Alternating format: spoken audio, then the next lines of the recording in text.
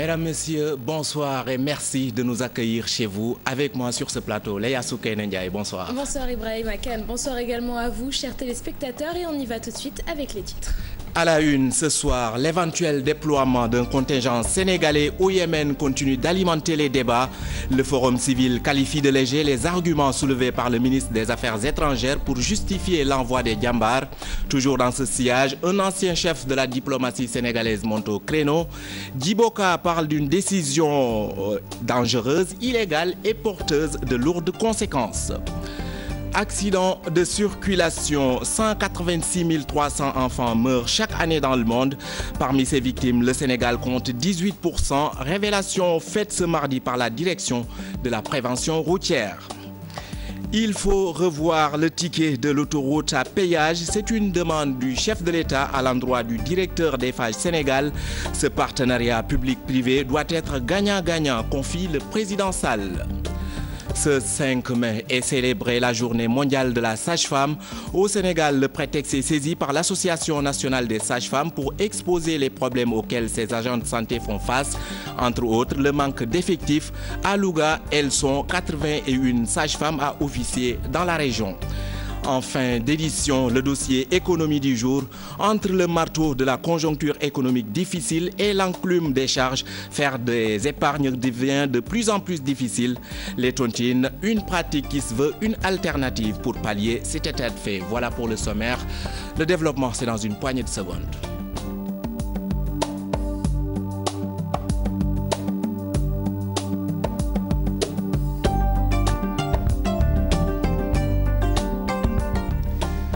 Une des raisons évoquées par le chef de la diplomatie sénégalaise hier pour justifier l'envoi de 2100 soldats sénégalais au Yémen, la protection du lieu saint de l'islam, un argument peu convaincant pour le Forum civil, Leia. Pour Birahim Seck, il y a des non-dits dans cette affaire. Il demande plus d'éclairage de la part de l'État. C'est un reportage signé Fatima Taba et Tierno Laurent Mendy. Soutien du Sénégal à l'Arabie Saoudite, le Forum civil affiche sa position. Les justificatifs mis sur la table par le ministre des Affaires étrangères, trop légers pour Birahim Seck. En fait, c'est des arguments trop légers de la part d'un gouvernement qui se respecte, de la part également d'un gouvernement qui a envoyé des soldats. Autrement dit, on parle, c'est une question de vie. En fait, on serait en droit également de se poser la question si l'armée américaine a failli dans sa mission de protection du royaume wahhabite suite à ce pacte qui a été signé entre les États-Unis et ce royaume, ce qu'on appelle le pacte de Kinsey. Protéger la Mecque et Médine, a-t-on dit, mais cette décision pourrait coûter cher au Sénégal. Géostratégiquement, je pense que c'est assez décalé de vouloir dire qu'on nous allons protéger la Mecque et la Médine. En quelque sorte, nous allons protéger l'islam, si vous voulez, alors qu'au Niger, il y a des musulmans, au Nigeria également, il y a des musulmans, on ne les a pas amenés. Que des non-dits dans cette affaire, pense Birahim Seck, qui exige plus d'éclairage. Ça va donner raison également à ceux qui pensent qu'en réalité, non seulement c'est pour tenter de financer le plan Sénégal émergent, mais également, il y a des choses qui ne se disent pas. On sait que la pratique également de ces pays comme l'Arabie Saoudite, leur pratique également avec les chefs d'État africains par rapport à l'argent. Donc, ils doivent nous dire la vérité. Le Sénégal, un pays laïque qui n'a pas à se mêler du différend entre l'Arabie Saoudite et le Yémen, différend qui ne date pas d'aujourd'hui.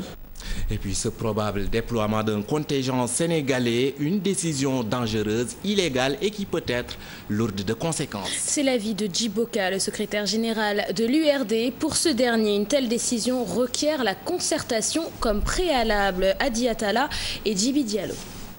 Le débat sur l'éventuelle expédition de 2100 soldats au sol en Arabie Saoudite est agité. L'ancien ministre des Affaires étrangères, Djibo Leïtika, tire la sonnette d'alarme et qualifie la décision d'illégale et inopportune. Par rapport à autre chose, à la légalité de cette affaire, c'est d'essayer de le dire. C'est illégal, absolument illégal. Il n'y a aucun acte fondamental des Nations Unies, une résolution au mandat de l'ONU, comme c'est de coutume. C'est la seule instance habilitée à envoyer des troupes militaires armées dans ce territoire d'opération, comme en 90-91 au Koweït, comme au Darfour, comme partout. Le secrétaire général de l'URD déplore l'absence de consensus préalable et parle de précédents dangereux. Je souhaite vraiment qu'il y ait un consensus national autour de ces troupes-là, pour leur sécurité d'abord, pour leur quiétude, qu'ils soient prêts au combat. Il n'a pas causé notre Parlement. Il a fait lire son message, ce que le texte fondamental lui permet. J'ai dit qu'il aurait fallu en profiter pour appeler au palais des groupes parlementaires constitués à l'Assemblée pour lui expliquer de long en large le fondement de cette affaire-là. L'approbation de la décision à l'Assemblée nationale grâce à l'article 79 de la Constitution n'a pas découragé certains élus du peuple qui comptent rappeler le ministre des Affaires étrangères Mankeur Ndiaye pour de plus amples explications. Adiatala, l'expédition de soldats sénégalais au sol en Arabie Saoudite est une entreprise risquée. Celle-ci va exposer le Sénégal face aux menaces terroristes selon le député Djibo Leyti Ka que nous écoutons. Même s'ils ne vont pas en Arabie Saoudite, il y a risque partout. Ce monde entier actuellement est indivisible. Il n'y a pas tout de terrorisme partout. Il est universel maintenant. Donc il n'y a pas de quoi avoir peur de quoi que ce soit. C'est Dieu qui porte tout le monde. Un homme ne peut pas porter personne, ne peut porter personne en tant que tel. J'ai appris avant-hier là, un djihadiste a vécu pendant 7 mois à Tcharoy. Il y a un kamikaze sénégalais qui a tué 4 soldats irakiens à la frontière jordano-irakienne. Un kamikaze sénégalais. Mais affaire, c'est très, très grave. On n'en parle même pas, parce que ce sont faits divers, quoi. Moi, ça m'inquiète beaucoup. Le khalife de la localité de Pire, lui, se réjouit du probable envoi de soldats sénégalais en Arabie Saoudite, étant donné les bonnes relations qui existent entre Dakar et Riyad. Et oui, Moustapha Cissé estime que des relations de coopération ont toujours existé entre les deux pays. Mais pour Bamba Ndiaye, ancien ministre en charge des affaires religieuses, l'État ne doit pas prendre cette décision à la légère compte tenu des risques que le pays encourt. Aïssatou Païfal, Thierno Laurent Mendy. C'est décidé, 2100 Sénégalais iront en Arabie Saoudite. Objectif, participer à la sécurisation des frontières entre le Yémen et l'Arabie Saoudite. Le khalife de Pire voit cette ingérence d'un bon œil. Maintenant, il y a là-bas une situation qui inquiète les Yéménites et qui inquiète également les pays limitrophes au Yémen, en particulier l'Arabie Saoudite. Alors, le roi n'a pas demandé au président d'aller entretenir une guerre contre le Yémen. Il a demandé au président de l'aider à rassurer ses frontières avec le Yémen. Mais les Sénégalais n'iront jamais faire la guerre à l'intérieur du Yémen. L'ancien ministre des Affaires religieuses Souley Wade va plus loin. Cet envoi de soldats pourrait détériorer les relations entre le Sénégal et l'Iran, qui soutient les chiites du Yémen. Ne parlons pas seulement de terroristes, mais d'autres pays, de l'Iran par exemple, qui est derrière les Houthis. Et vous vous rappelez aussi, il n'y a pas longtemps, les relations diplomatiques entre le Sénégal et l'Iran étaient rompues parce qu'on avait soupçonné, peut-être plus que soupçonné, des bateaux embarquant des armes passant par la Gambie pour aller vers la rébellion de la Casamance. Donc nous sommes intéressés d'abord par cela. Coalition internationale, maintien de la paix et de la sécurité en terre saoudienne. L'engagement des forces sénégalaises dérange, mais le Sénégal continue de renforcer la coopération entre les deux pays. Et la réaction à présent de la direction de l'information et des relations publiques de l'armée. Pour le chef de la DIRPA, la décision d'envoyer des soldats sénégalais en Arabie Saoudite a été mûrement réfléchie et toutes les dispositions ont été prises pour faire face aux menaces terroristes et sécuriser l'intérieur du pays, tout comme les frontières. Une déclaration qui nous vient de la radio Futur Média. Et nous parlons à présent de ces chiffres plus qu'effrayants. 186 300 enfants meurent chaque année dans le monde dans des accidents de circulation. Le Sénégal enregistre 18% de ces victimes, soit 87% en milieu urbain. Pour la nouvelle prévention routière, il faut sensibiliser les enfants dès le bas âge. Ce matin, la 13e édition de la Semaine nationale de la prévention routière a été lancée. Le thème, les jeunes et la sécurité routière. Maïmouna Ndiaye et Mohamed Dia. 10, 14 ans, 20, 24 ans, deux tranches d'âge. Des accidents de la circulation innombrables. Quatrième cause de décès chez les enfants. Les piétons, les cyclistes et les motocyclistes constituent 25% des victimes. Ils sont de plus en plus impliqués dans les accidents de la route parce qu'ils prennent plus de risques que les autres, mais aussi parce qu'ils perçoivent mal les risques et les niveaux réels du danger auquel ils sont exposés. Pour un environnement sûr, les enfants doivent être initiés aux règles élémentaires de la prévention. Une tournée de sensibilisation est annoncée. L'État du Sénégal, dans sa politique de sécurité routière, reconnaît les fragilités des jeunes ainsi que leur inexpérience sur la route et veut mettre l'accent sur la prévention. Cette prévention du risque routier doit se faire dès le bas âge pour aider ces futurs citoyens usagers de la route à mieux asseoir une véritable culture de la sécurité routière. Cette culture sécuritaire s'acquiert d'abord par l'éducation scolaire, mais elle doit être confortée. Sensibiliser cet élève en classe de CM1 l'est déjà. Pourquoi tant d'accidents? Pourquoi tant de blessés? Savent-ils vraiment conduire? Sont-ils des responsables? Ont-ils des enfants? Des femmes? Bref, sont-ils des Sénégalais? J'ai peur, vraiment peur.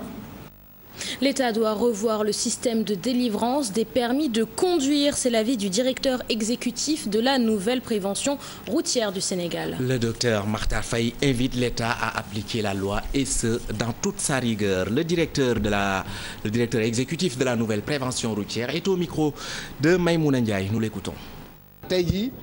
Beaucoup de gens... Le constat est là, les gens font souvent moins de 10 cours et ils passent immédiatement au concours pour obtenir à la fin leur permis de conduire. Ce n'est pas sérieux. L'État doit revoir le système de délivrance des permis de conduire. Il doit aussi revoir la formation, c'est-à-dire continuer à sensibiliser, ne pas se limiter seulement à la formation initiale. Pourquoi pas des formations post-permis de conduire pour mieux outiller les conducteurs? Il faut aussi que le gouvernement applique la loi. Pourquoi pas des formations post-permis de conduire pour mieux outiller les conducteurs? Il faut aussi que le gouvernement applique la loi dans toute sa rigueur. Eiffage Sénégal doit revoir le prix du ticket de l'autoroute à péage. C'est ce qu'a déclaré le président Macky Sall lors du forum pour le partenariat public-privé. Pour le chef de l'État, il faut une évaluation du prix du billet, étant donné qu'il y aura un autre tronçon qui va relier l'autoroute à l'aéroport international Blaise Diagne. Le partenariat public-privé doit être gagnant-gagnant, ajoute le président Sall, qui présidait le forum sur ce type de partenariat ce mardi. Macky Sall, au micro de Fatou Bintou Conté. Gérard, je sais que bientôt nous serons à AIBD. Il faudra encore prolonger un peu sur le ticket. Alors, il faudra à un moment donné qu'on évalue vraiment le coût du ticket sur... Non, mais c'est important qu'on paye, hein, puisque je pense que même le président, il paye ou pas. Bon, en tout cas, tu vois, quand on pense vite, mais apparemment c'est bien compté, mais c'est une bonne chose. Il faut que tout le monde paye. Parce qu'on ne peut pas envisager de tels investissements sans quand même qu'il y ait une rémunération. Ce n'est pas possible. Le tout gratuit, ça n'existe pas et ce n'est pas durable. Mais s'il faut payer également, il faut que tout cela soit bien étudié et que les intérêts de tout le monde soient pris en charge. C'est ce qui nous permettra de faire des autoroutes après prolongement jusqu'à Saint-Louis, puis Rosso, faire le prolongement jusqu'à Kaolack, etc. Donc la régulation me paraît être fondamentale. Certainement, vos assises devront nous permettre d'avoir plus de visibilité. L'actualité de ce mardi, c'est également avec le grand cadre des syndicats d'enseignement qui vole en éclats après la suspension du coordonnateur Mamadou Lamine Dianté et son premier vice-coordonnateur. Ce dernier accuse le gouvernement de diviser le grand cadre en manipulant certains secrétaires généraux. Oumarou Ali Soumaro souligne que ces secrétaires généraux qui se réclament du grand cadre n'ont aucune base. Il les assimile même à des mercenaires syndicaux qui veulent saboter les actions de la centrale syndicale. C'est un reportage signé Kodendiaï et Maktardia. Le grand cadre, tendance Mamadou Lamine Dianté, accuse le gouvernement de manipuler certains secrétaires généraux pour casser leur dynamique de combat. Cette manipulation serait l'œuvre d'un membre du gouvernement, selon le premier vice-coordinateur du grand cadre. Ces derniers, comme vous le savez, n'importe qui, 2 pelés, 3 tondus, peuvent créer un syndicat.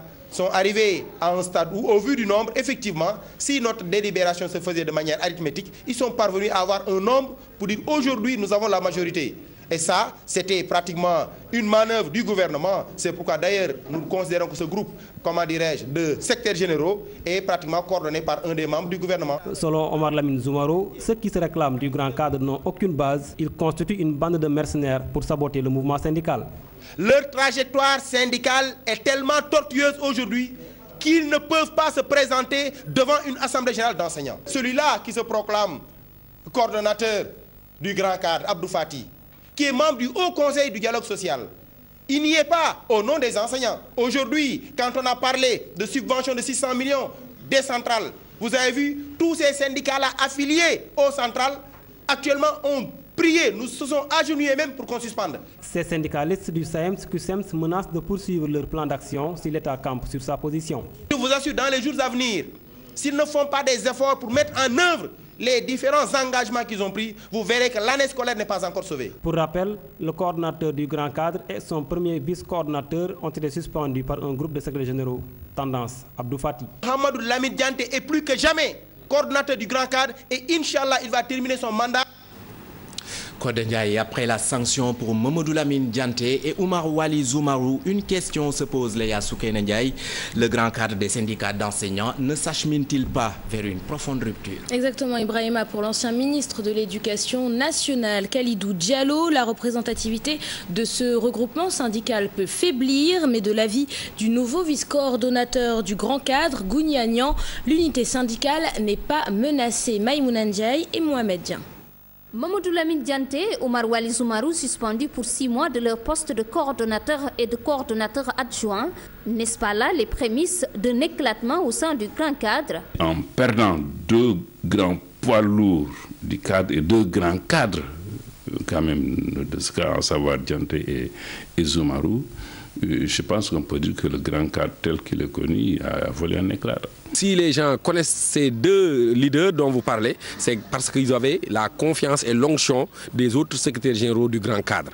Parce qu'ils étaient délégataires de la parole de ces 35 secrétaires généraux. Maintenant, ils ne le sont plus. D'autres vont prendre le relais. Le nouveau vice-coordonnateur de cette unité syndicale précise. Les gens se sont rendus compte effectivement que le management de ce grand cadre posait problème. Nos textes aussi permettent à la hauteur de ces erreurs-là de sanctionner. On est allé dans le sens effectivement de remplacer l'équipe par une autre. Mais pour l'ancien ministre de l'Éducation nationale, l'éclatement des centrales syndicales au sortir de négociations n'est pas une nouveauté au Sénégal. En 1989, c'était la même chose entre le Sud-Est et l'UDN et la FEDER. Eh bien, sur les augmentations des indemnités d'enseignement et de logement, eh bien, le Sud-Est a signé, l'UDN n'a pas signé et ça a éclaté.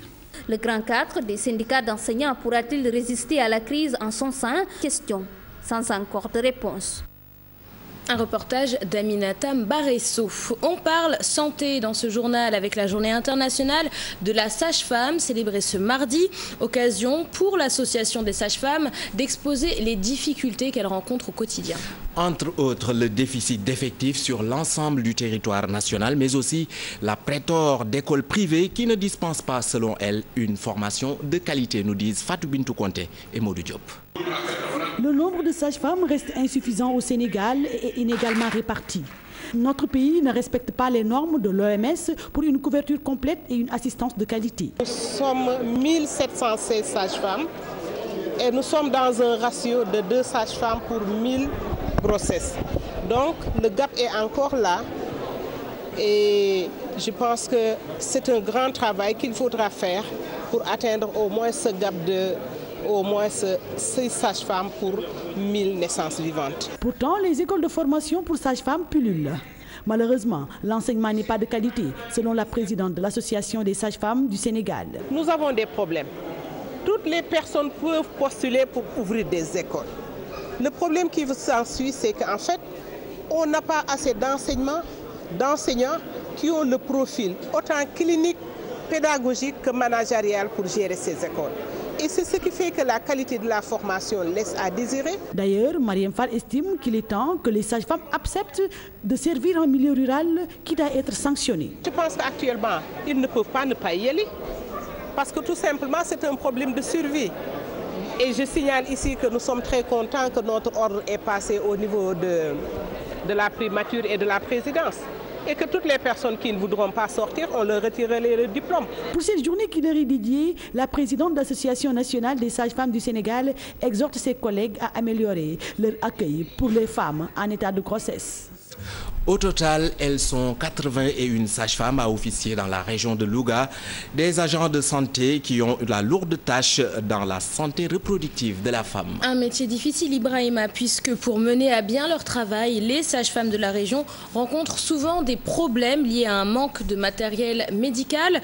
À Louga, Tiernofal nous immerge dans l'univers parsemé d'obstacles des sages-femmes. Depuis 15 ans, le 5 mai est dédié au métier de la sage-femme. Il s'agit d'une journée qui rappelle le rôle de ces dernières pour l'amélioration de la santé maternelle. Ça va nous permettre, disons, de faire une revue de la santé de la reproduction en général, de voir les points forts qui ont été menés durant toute l'année et les points à améliorer. Les sages-femmes ont la lourde tâche d'accompagner la femme enceinte à chacune de ses visites à l'hôpital ou au dispensaire. Mais à Louga, elles sont souvent confrontées à un manque de matériel. À savoir des boîtes d'accouchement, du matériel pour réanimer, disons, nos bébés qui viennent en souffrance, donc des tables d'accouchement, le matériel d'urgence, les médicaments d'urgence pour une bonne prise en charge de la femme qui vient en détresse nous voir. Si on peut, disons, avoir, disons, un plus, ça nous arrangera, ça nous aidera pour la bonne prise en charge de la femme.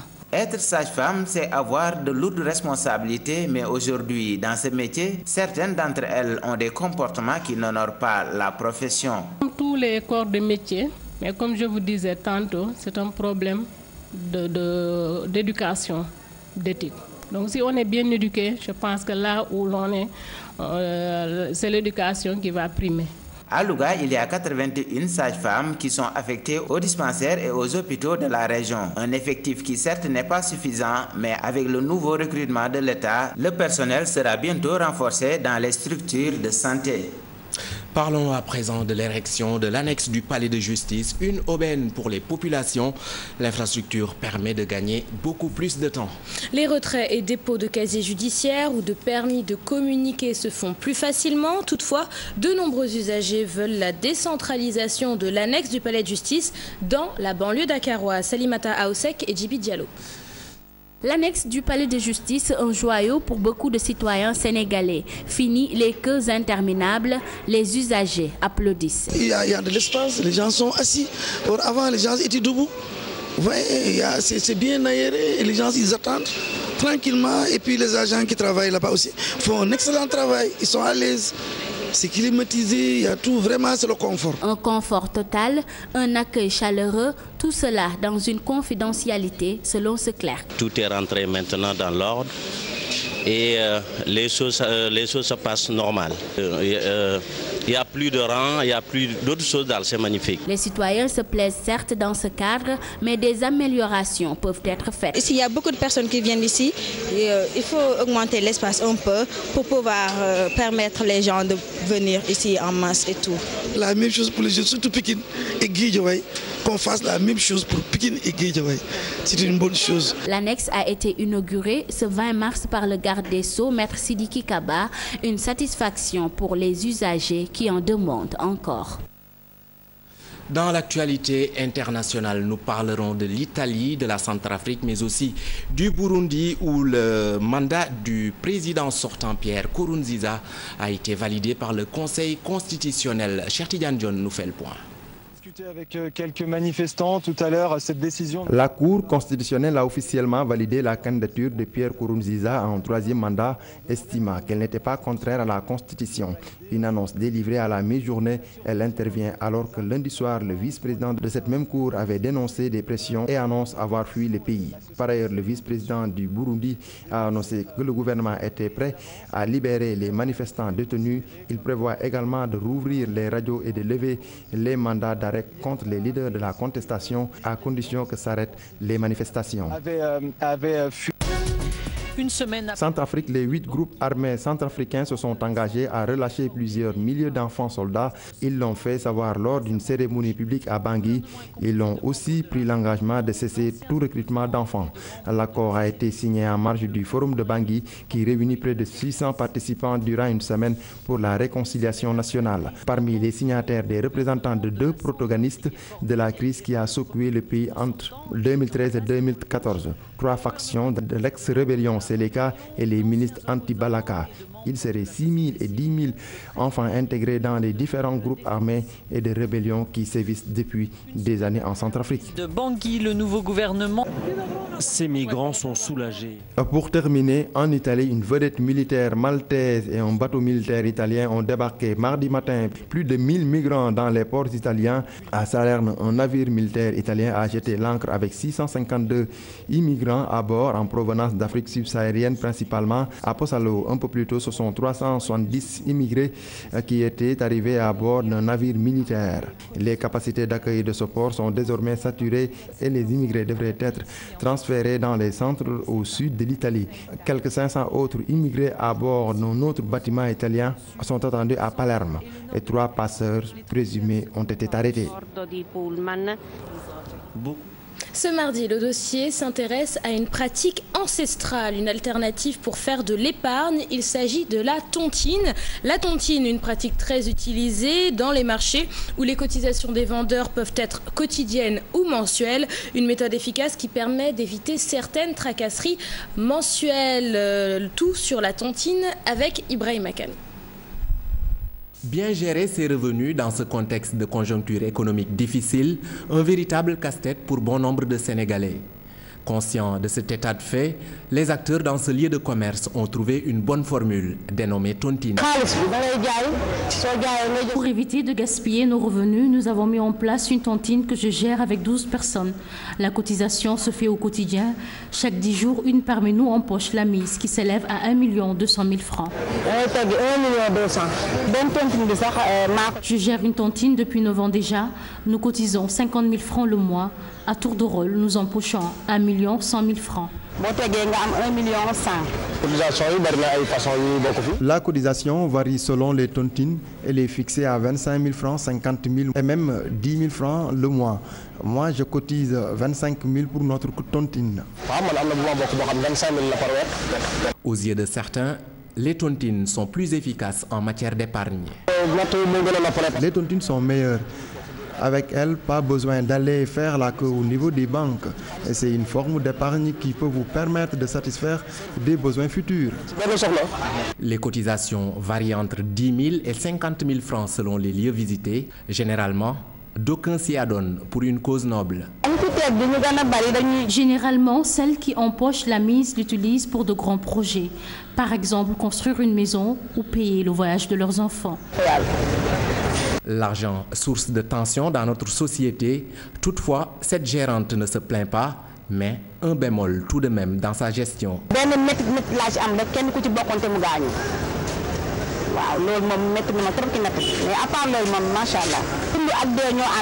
La seule chose que je regrette dans ma gestion, c'est le décès d'une personne qui faisait partie de la tontine, alors qu'elle avait déjà empoché la mise. Quand j'ai informé les autres, la plupart ont compris et on l'a réglé à l'amiable. À l'instar des comptes épargne au niveau des banques, les tontines, une autre alternative pour faire des économies. Voilà, c'est la fin de cette édition. Léa Soukene-Ndiaye, merci. Merci à vous, Ibrahim Agan. Merci à vous également de nous avoir prêté attention. L'antenne est à présent à Chérif pour la suite de Permanence. C'est bon, je peux tout dire alors ? Absolument. Ok, merci beaucoup les gars. Merci beaucoup Ibrahim Akan et merci beaucoup Léa Soukene-Ndiaye. Tout de suite, l'invité du 20h, Matar Faye, c'est dans un instant.